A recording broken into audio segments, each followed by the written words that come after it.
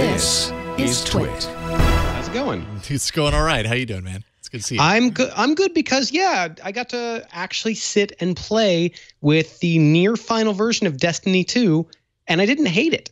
And I say that because I got to review the original when that came out. I want to say 2014. I lose track of time as of now.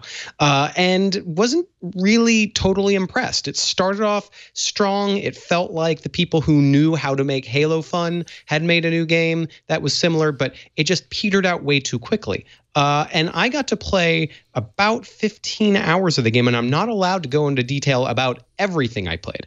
But I did get to go to the European Dead Zone, the EDZ, which is kind of in this generic German-ish post-apocalypse part of the Destiny universe on Earth, and shoot at a bunch of stuff.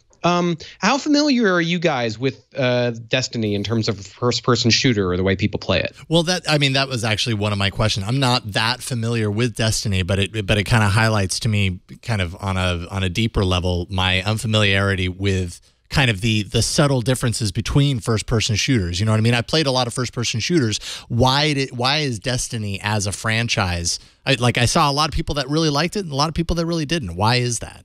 What is it about it? I mean, Destiny was essentially Bungie post-Halo was trying to do something new. They're trying to move on from Halo. And they thought they would do essentially World of Warcraft in space, where you are a Halo-style fighter, but you join up with friends and you go on quests together with a big focus on you and two other friends teaming up as a sort of fire team to take on endless wave after wave of bad guys and try and get loot. So the more you play, the cooler your guns are, the cooler your armor is, the cooler you get different special types of shotguns and grenade launchers, and on and on and on.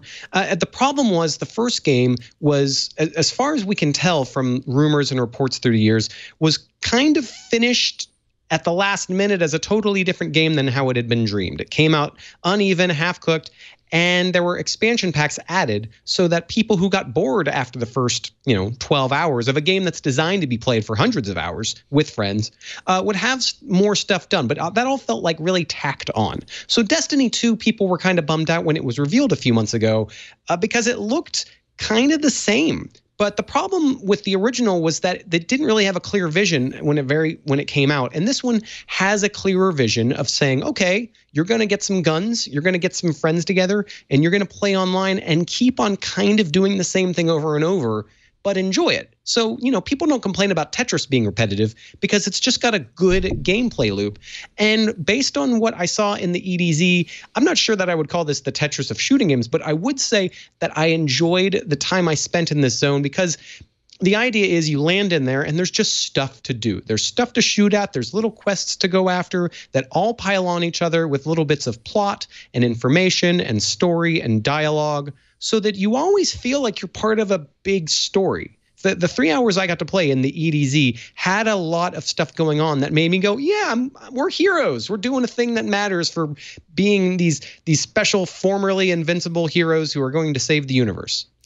So is there a puzzle involved in it? Because I would argue that's why I like Tetris. Yeah, it's not really it's not a puzzle. It's the go here, kill thing, run there, kill thing, go here, take out this giant boss, flank, use some strategy in that kind of other online shooter way where you're having to strategize. Halo was really good at this, where there'd be a bunch of stuff happening all over, and you and your friends would have to communicate with headsets and say, you go here, I go there, we're flanking, we're working together. And Destiny adds these superpowers, and there's 3 different types of characters that each have slightly different superpowers. Some are more healing, some are more like make you reload faster, these sorts of differences. And you're all working together in this way so that whenever bad guys show up, you have the satisfying feeling of, oh, this was a really cool power fantasy of, cops and robbers with my friends. There's stuff where you can play against other people. There's so much stuff I can't talk about yet, and that's going to be coming very close to the game's release, where I'm going to do the first 15 hours kind of mini review of the game.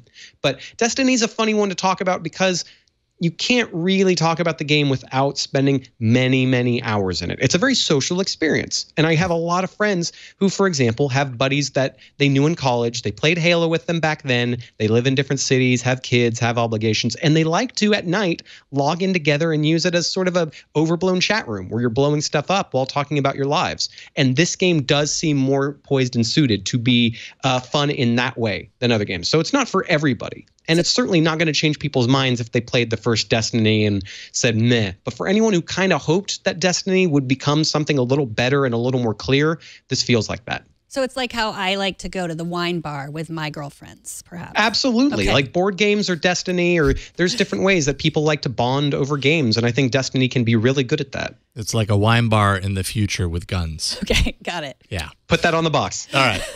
You also mentioned leading up to the show today that 90s shooters are a trend. We chatted last week and have a few times here and there about old school kind of 80s retro game trends.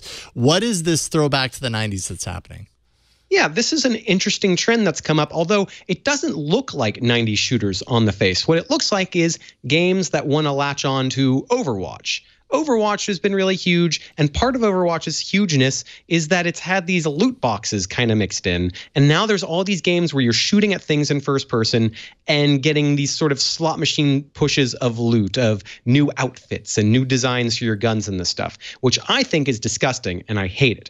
But it seems like there's three 90s styled shooting games that harken back to Unreal Tournament and Quake 3 Arena. These were giant when internet access just became more widespread, when it was more common for you to jump on with a 56K modem and try and frag your friends or just random internet people in your bedroom or in your dorm room.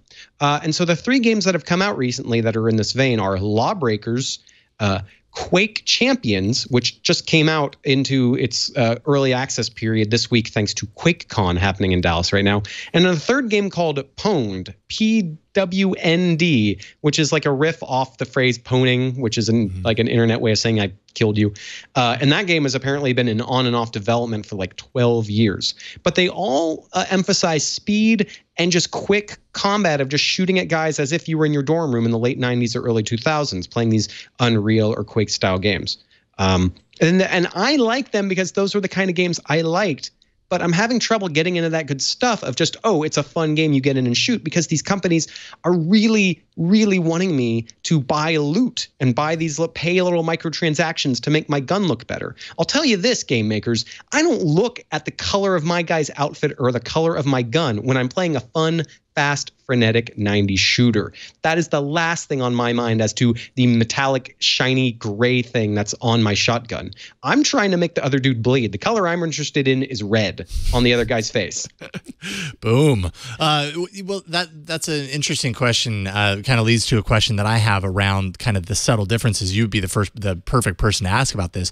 What separates a 90s shooter from like a modern shooter when you're talking about these for just speed of movement, speed of killing, speed of reloading, of getting back in. The Call of Duty games really moved shooting into a different direction, which was very satisfying at the time. And it also moved into a lot more weapon specialization, that there were so many different guns that you could kind of play around with and min-max on and really geek out in that, like, I read military magazines on the weekends because I'm that kid kind of stuff. And the Quake and Unreal games were a lot more about everyone has kind of the same weapons. Everybody has to pick up health on the map because health doesn't magically regenerate like it does in Call of Duty and in Halo. They're harder. They're more, it comes from that era where everything was kind of on the map. Like if you wanted a good gun, you had to run on the map and find that good gun. Mm-hmm. And so speed is really the highest point of it, as opposed to these stopping and hiding behind cover and sneaking around and flanking. It's just run in, bang, bang, bang. It's definitely a feeling thing. It's like we talked about last week, Mario versus Sonic. Mm-hmm. This is definitely more in the Sonic the Hedgehog style of first-person shooter, where it's about really embracing the lunacy of the speed. So are you going to QuakeCon? No, that's in Dallas right now, and PAX is coming up next weekend in Seattle, and I can't spread myself that thin for the geekdom. But I do say hello to all of my friends in the Dallas area who are catching a little bit of that rain spillover and hiding with LAN parties in Grapevine, Texas. It should be a really good time. They're streaming all these tournaments all weekend I think if you just go to Twitch and type Quake, you can watch people play very high level Quake. And that's very entertaining stuff to watch. And they want this stuff to be an esport. They want Quake to come back as an esport. And I will say, of all of these sort of throwback games that are trying to come back as like a watchable shooter, I think Quake is poised to do it. It's what I've played so far has been satisfying. And I like just watching other people who are good at it master that speed and kick butt.